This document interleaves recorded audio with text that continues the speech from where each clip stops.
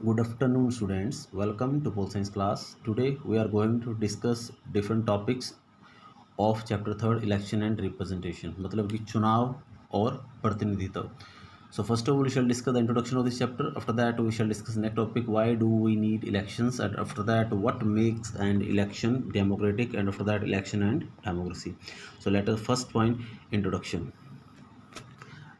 Actually, in this chapter, we shall study the constitutional provisions. हम संवैधानिक जो प्रावधान हैं उनके बारे में पढ़ेंगे रिगार्डिंग इलेक्शन, चुनाव से संबंधित, एंड रिप्रेजेंटेशन, प्रतिनिधित्व से संबंधित जो भी प्रावधान है संवैधानिक उनके बारे में पढ़ेंगे. We shall focus on the importance of the method of election chosen in our constitution. हमारे संविधान में चुनाव की जो पद्धति स्वीकार की गई है उसके बारे में पढ़ेंगे, उसके महत्व को समझेंगे.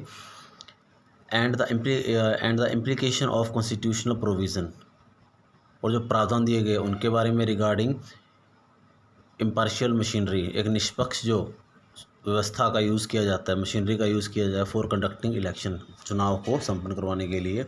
सो we shall also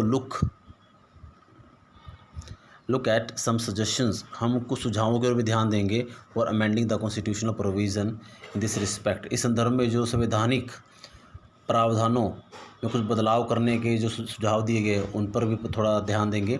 and after reading this chapter, इस चैप्टर को पढ़ने के बाद यू वुड अंडरस्टैंड, आप समझ जाओगे क्या कि डिफरेंट मेथड्स ऑफ इलेक्शन के चुनाव के जो विभिन्न विधियां हैं कौन सी हैं, and the characteristic of the system of election adopted in our country. हमारे देश की चुनाव व्यवस्था की विशेषताएं कौन सी हैं, and the importance of the provision for free and fair election, और स्वतंत्र और निष्पक्ष चुनाव कराने के प्रावधानों का महत्व.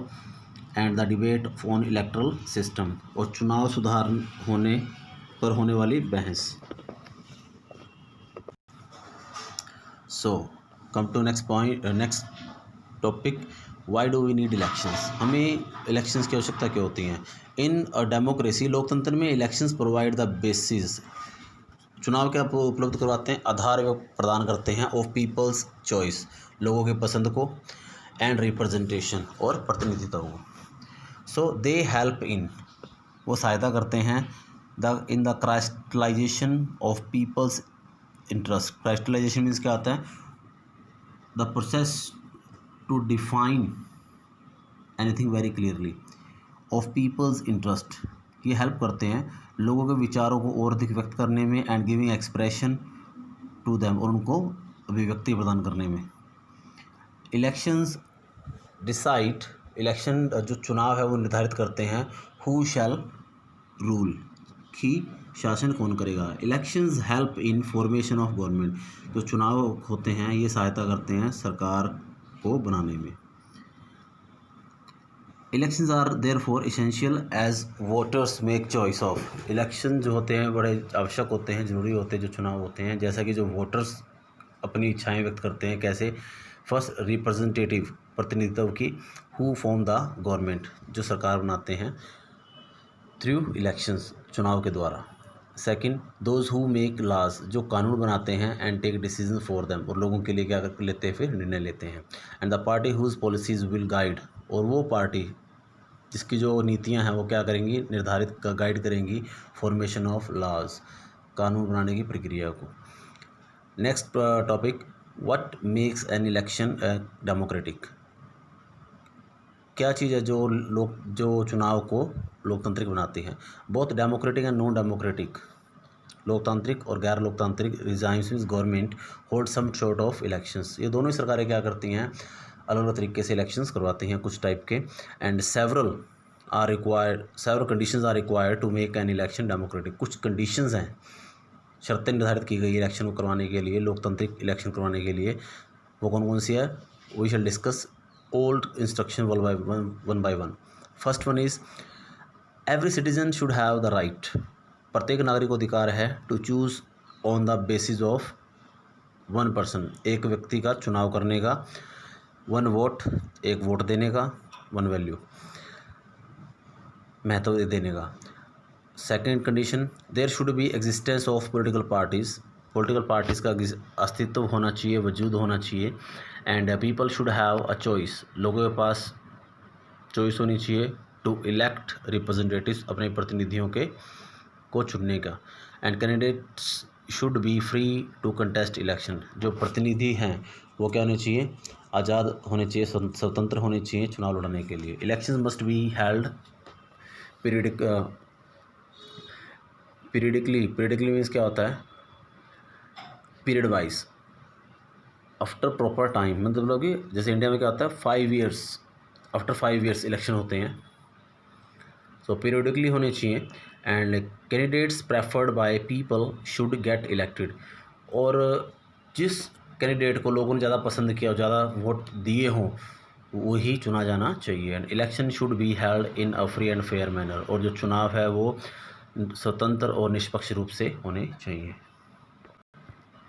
Election and democracy, the above mention points raise 2 questions. Is democracy possible, क्या लोकतंत्र संभव है without the holding of election, चुनाव के बिना।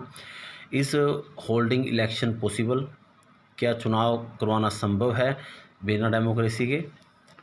So let us discuss first point, is democracy possible without holding of election, क्या लोकतंत्र संभव है चुनाव के बिना।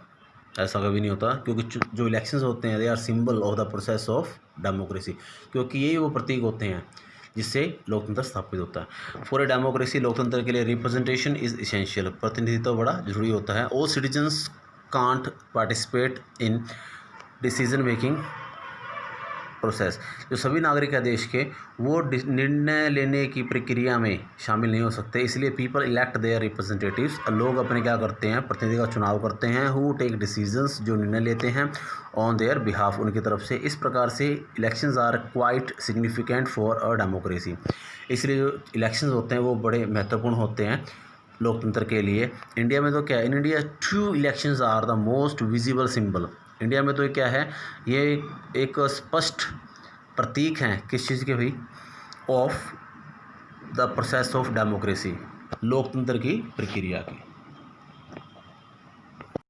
Second point, is the holding of election possible without having democracy, क्या इलेक्शन चुनाव करवा पाना संभव है बिना लोकतंत्र के। All citizens are not, all elections are not democratic, सभी प्रकार जो चुनाव होते हैं वो लोकतांत्रिक नहीं होते।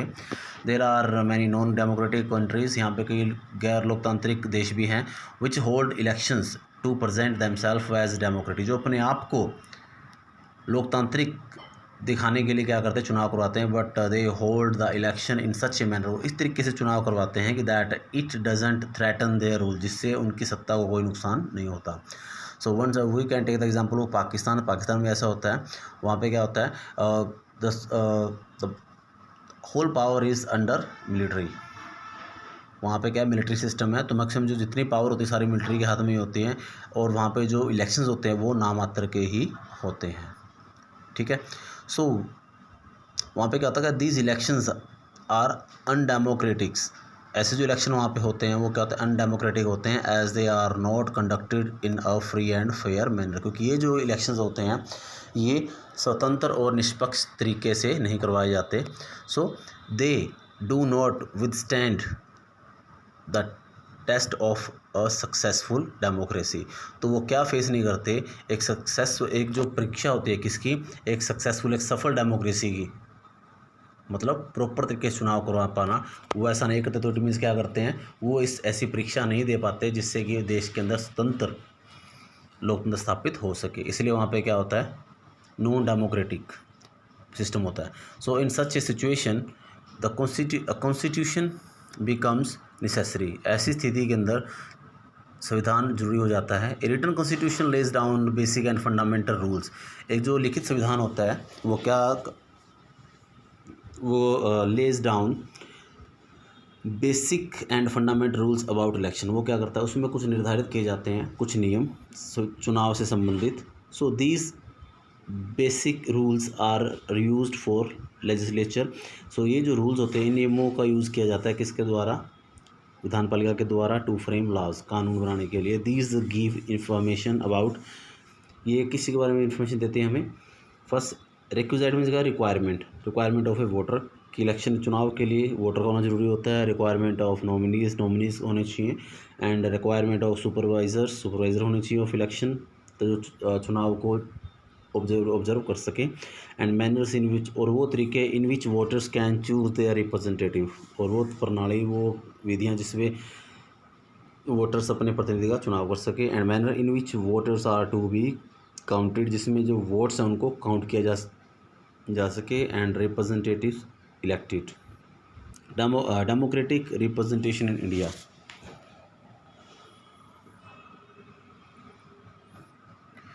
There are several ways of choosing the representatives, यहाँ पे कई तरीके हैं प्रतिनिधि को चुनने के। There is a system of conducting elections, यहाँ पे एक विधि है चुनाव करवाने की। And there is an authority vested with the power of conducting election. And normally a candidate who gets the highest number of vote in an election is declared elected.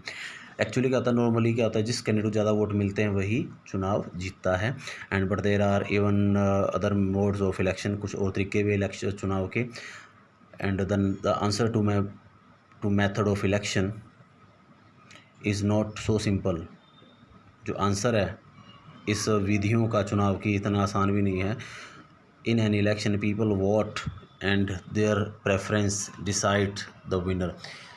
Election में क्या होता है, लोगों का वोट और उनकी पसंद decide करते हैं कि विनर कौन होगा। But there are different ways by which people makes their choice and very different ways in which the preference are counted.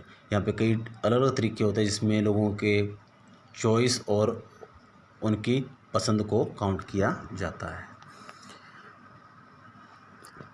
The different rules quite often make a difference. जो different rules होते हैं वो क्या करते हैं, हमेशा make a difference to decide who the winner of the election would be, कि कौन चुनाव का विजेता बनेगा। And there are certain rules by which में फेवर बिग पार्टी। यहाँ पे कुछ रूल्स हैं जो बड़ी पार्टियों की फेवर करते हैं, कुछ रूल्स हैं जो छोटी पार्टियों की भी फेवर करते हैं, मतलब majority and minority.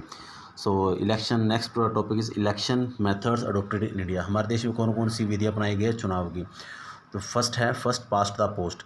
In this system the country is divided into single member territorial constituency.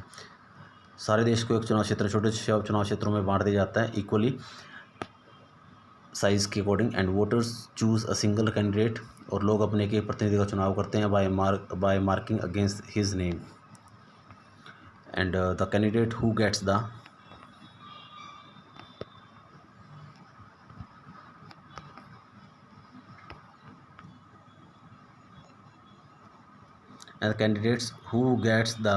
highest mark number of votes, even if he has less than half the votes polled। अगर मान लो कि जितने total vote हैं उस half vote पोल हुए हों, और उन हाफ वोट के दौरान भी जिसको ज़्यादा कैंडिडेट वोट मिलते हैं वही विनर बन जाता है। क्लियर। अगर सपोज कीजिए कि 1000 वोट है किसी एरिया के अंदर, तो मतलब हाफ कितने हैं, 500 हो गए, मतलब 501 वोट चाहिए।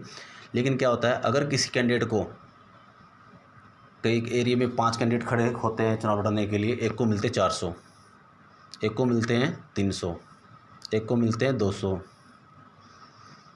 एक को मिलते हैं 60 और एक को मिलते हैं 40। तो जिसको हाईएस्ट मिले हैं वही विनर बन जाता है। ओके, ये तो फास्ट पोस्ट होती है। और इसकी मेरिट भी होती है, कुछ डिमेरिट होती है। You can read the merit and demerit. Okay, so dear students, we have discuss these 3 or 4 topics. So you are requested to listen it twice and thrice, and as well as read it twice and thrice to understand all these things regarding this chapter. So till then, thanks and have a nice day.